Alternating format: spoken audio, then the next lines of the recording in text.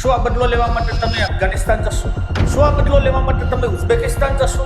શું આ બદલો લેવા માટે તમે ઈરાન ઉપર જશો? એટલે મૂળ હિન્દુ મુસ્લિમ કરાવવાના લડવા વાળા મારવા વાળા મારશે તો ભારતીય મારશે અને જેલમાં જશે તો ભારતીય જશે ને મરશે તો પણ ભારતીય જશે. બીજું નામ આવે છે એમના ભાગીદાર અને એ છે સૈયદ અલી અબ્બાસ. નેટ ઉપર જ્યારે સર્ચ કર્યું એટલે પાકિસ્તાનનો નાગરિક. એમના દીકરાઓને મુસ્લિમ દીકરાઓને ધંધા ભેગા કરે છે. એમને સાઉદી સાથે કોઈ પ્રોબ્લેમ નથી, એમને પાકિસ્તાન સાથે કોઈ પ્રોબ્લેમ નથી, કારણ કે ફોરેનમાં જઈને આ બધા એમને ધંધા કરવા. હા, પ્રોબ્લેમ છે તો તમારાથી કે તમે અહીંયા હિન્દુ મુસ્લિમ કરીને બની લડો, તમારે ખૂટાઈ રાખો. આ જ ગદ્દારો કે જે એ સમયે એમના પૂર્વજો એમના વંશજો લડ્યા હતા મહારાણા પ્રતાપ સામે, ઘણા એવા હતા કે લડ્યા હતા શિવાજી સામે, જેને આપણે આદર્શ માનીએ છીએ, અને આ જ ભાજપ પાછો એનો ઉપયોગ કરે છે. એમના વંશજો અત્યારે ભાજપમાં બેસે અને આખોટા પડતા મોદી મીડિયા થઈ ગયું છે. હકીકત છે. આસ્થા કી સિયાસત કોંગ્રેસ કી આફત. હા, મોદી કા એલાન એક્શન में डूबा. પેલાને તો છોકરા છે એને તો જય સિયારામ. પણ ટેકનોલોજીનો આવો ઉપયોગ જે મોદી કરી રહ્યા છે ઝેર રેડવા, એ શાયદ બીજો કોઈ વ્યક્તિ નહીં કરી શકે.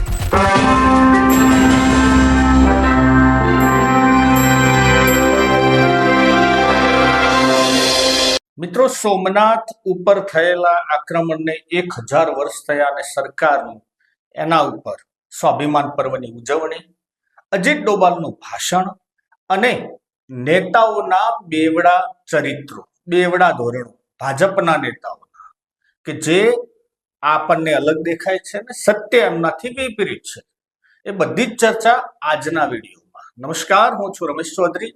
આપ નિહાળી રહ્યા છો ષડયંત્ર. મિત્રો, સોમનાથ ઉપર હુમલા થયાને 1000 વર્ષ થયું. 1000 વર્ષ પહેલા મોહમ્મદ ગઝનવીએ જ્યારે હુમલો કર્યો અને સોમનાથ ઉપર આક્રમણ કર્યું, મંદિર તોડ્યું, ખજાનો લૂંટ્યો, આપણને દરેકને બાબતની એક શરમ છે, એક થોડોક અફસોસ છે. એ સમયના આપના રાજાઓ પ્રતિકાર ન કરી શક્યા, અથવા કરવાની એમનામાં તેવડ નથી, અથવા ક્યારેક બધા એક હતા જ નહીં. મિત્રો, આ બધી ચર્ચા 1000 વર્ષ પછી નરેન્દ્ર મોદીની યાદ આવે. આમ દેશનો ઇતિહાસ યાદ રાખવો જોઈએ, સારો નરસો, કારણ કે આપણે એમાંથી શીખીએ છીએ. પરંતુ કઈ વસ્તુ યાદ રાખવી જોઈએ અને એનાથી અત્યારે આપણે વર્તમાનમાં શું ફરક પાડી શકીએ? મિત્રો, આપણે શીખવા તો ઘણું બધું મળે છે, પરંતુ આ નેતાઓ એનો ખોટો ઉપયોગ કરી અને આપણી પેઢીને ખોટા માર્ગે વાળે છે. અજીત ડોભાલે એક ભાષણ આપ્યું, પહેલા આપણે ભાષણ સાંભળીએ. ये इतिहास हमें एक चुनौती देता है कि ये उस भारत का आज हर युवक के अंदर वो आग होनी चाहिए कि मैं, प्रतिशोध शब्द अच्छा तो नहीं है, लेकिन प्रतिशोध भी अपने में एक बड़ी भारी शक्ति होती है. हमें अपने इतिहास का प्रतिशोध लेना है. આ ભાષણમાં અજીત ડોભાલ કહી રહ્યા છે कि बदला लेना होगा, युवाओं में आग होनी चाहिए. भाई, कोना सामे बदलो लेવાનો છે? શું આ બદલો લેવા માટે તમે અફઘાનિસ્તાન જશો, ચડાઈ કરશો, એના ઉપર હુમલો કરશો?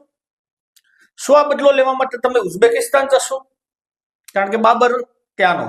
શું આ બદલો લેવા માટે તમે ઈરાન ઉપર જશો? ઈરાનથી ઘણા બધા અહીંયા આવ્યા હતા. તો એ તો અશક્ય નથી. કરવાનું શું, કોના સામે? તો એનો પણ અમે અજીત ડોભાલ એક સ્પષ્ટ સંદેશ તો આપતા જ જાય છે. કોના સામે લેવાનું? અહીંયા દેશના જે વ્યક્તિ રહે છે એના સામે. એટલે મૂળ હિન્દુ મુસ્લિમ કરાવવાના ધંધા. લડો તમારે અંદરો અંદર મરો. લડવા વાળા મારવા વાળા મારશે તો ભારતીય મારશે અને જેલમાં જશે તો ભારતીય જશે ને મરશે તો પણ ભારતીય જશે. પણ આપણે યુવા પેઢી ખોટા રસ્તે અમને એવા બધા મેસેજો નાખીને આ બધો ધંધા કરાવે છે નેતાઓ. આજ અજીત ડોભાલ જે કહી રહ્યા છે એમના ઉપર ધ કેનવાએ એક રિપોર્ટ આપ્યો છે અને રિપોર્ટની ચર્ચા કરી. અજીત ડોભાલના 2 દીકરા છે. એમાં એકનું નામ છે શૌર્ય ડોભાલ, અને શૌર્ય ડોભાલ ફોરેનમાં રહે છે અને ઘણી બધી કંપનીઓના માલિક છે. એનામાં એક ટોર્ચ કંપની છે, એક જેમિની કરી અને એક બીજી કંપની છે કે જે ઇન્વેસ્ટમેન્ટના લગતી છે. અને આ બધી કંપનીઓમાં ઘણી બધી આવી કંપનીઓ છે. એમાં એક કંપનીના અંદર એમનો ભાગીદાર સાઉદીનો નાગરિક છે.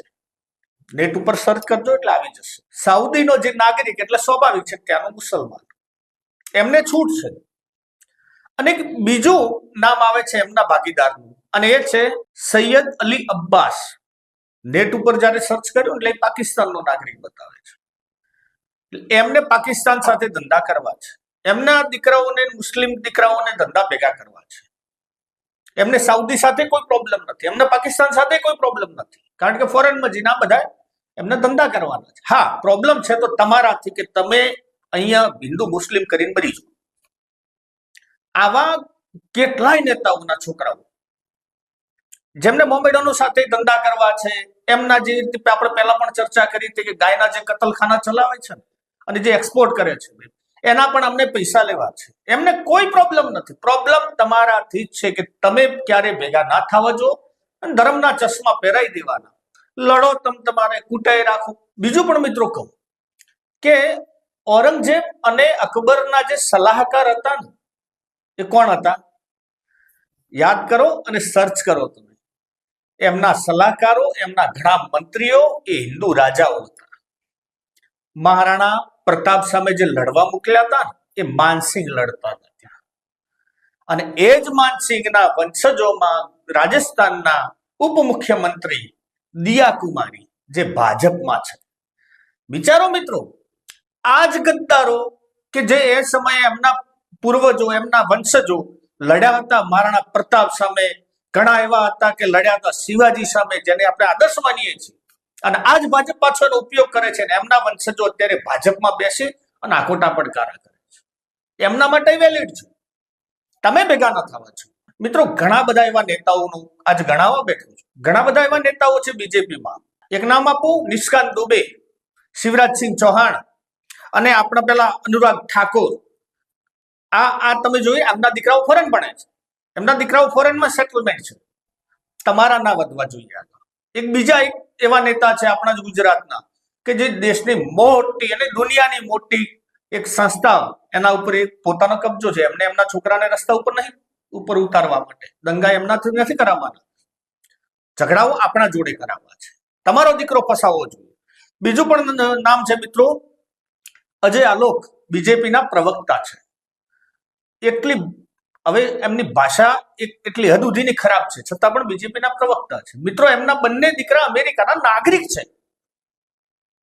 એમને વેલિડ. તમને અમેરિકા સામે ઝેર પાવામાં આવશે ને તમને પાકિસ્તાન સામે ઝેર પાવામાં આવશે. આ બધું તૂત છે સાહેબ. આ બધા જ એવા ગોળને એક પેલું શું કહેવાય કે ચટ્ટાબટ્ટા છે ને, બધા એક જ ચડ્ડીઓ પહેરે છે. એમના દીકરાઓને કઈ તકલીફ ના પડવી જોઈએ, કારણ કે એ તો ફોરેનમાં રહેશે, ભારતમાં પરિસ્થિતિ ખરાબ થશે, બહાર જતા રહેશે, એમના બાપનું હું જશે, તમારા ભવિષ્ય સાથે રમત થશે. બીજું પણ મિત્રો કહું કે આ એ પ્રોપરગેન્ડામાં ટોટલી આજ ભાજપની જે એટલે કે મોદી મીડિયા થઈ ગયેલું છે, હકીકત છે. અને એ પણ તમને કેવા રવાડે ચડાવવાનો પ્રયત્ન કરે છે.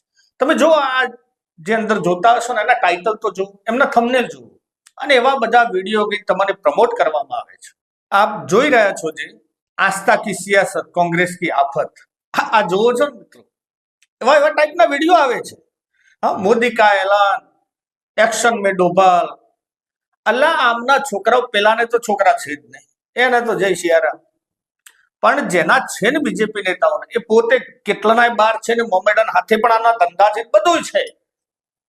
પરંતુ તમને એવો રવાડે ચડવાના છે, એમને ભાષણ આપવું છે ખાલી.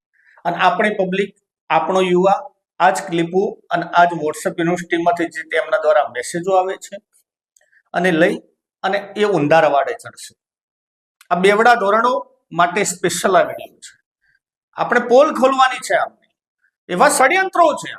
નો ડાઉટ અજીત ડોભાલ સારા, રાષ્ટ્રીય સુરક્ષા સલાહકાર તરીકે સારા, એ પોતે અધિકારી હતા, નેતાગણમાં નથી, અગ્રેસિવ છે, સારી બાબત છે. પણ આ કોને બદલો લેવાનું કે છે દેશમાં? કેમ એમના દીકરા નથી લઈ કેતા બદલે? કે ભાજપના કોઈ નેતા આગળ ખુરશીઓ સાફ કરીને ભારત માતા કી જય કરીને એમને નીકળી નથી પડતા બહાર હાથમાં તલવાર લઈ? આ બધું નથી. આ બધું જ તૂત તમારા છોકરા લઈને નીકળી પડે, પકડીને પોલીસ જેલમાં કાઢશે, આ બધું થશે, દેશમાં સૌહાર્દનું વાતાવરણ બગડશે. એમના માટે ફાયદો.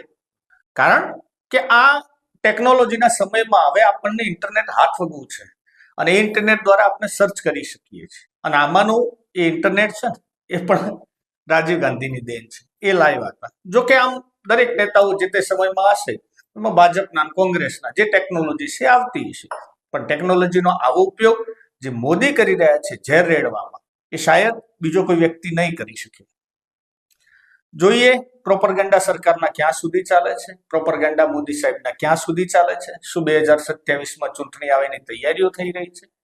સ્વાભાવિક છે કે વોટ લેવા છે માટે અત્યારે મુસ્લિમો પણ ટાર્ગેટ ઉપર હશે.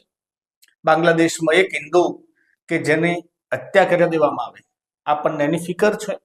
દહેરાદૂનમાં એક BSFના છોકરાને ચાઇનીઝ કરી અને એ જ રેસલરનું ટોળું, એ મગજ ખરાબ જે યુવાઓનું ટોળું એને મારી નાખે છે, ઘસેડી મારે છે. આપણને એની કોઈ ચિંતા નથી, કારણ કે ત્યાં હિન્દુ ખતરામાં હોય કે ના હોય, અહીંયા બીજેપીની સીટ ખતરામાં ચોક્કસ છે. મિત્રો, વિડીયો ગમે હોય તો ચેનલને સબસ્ક્રાઇબ કરવાનું ભૂલતા નહીં. લાઈક અને શેર પણ અવશ્ય કરજો. વિચારો અને પ્રતિભાવો આવકાર્ય છે. જય હિન્દ, જય ભારત.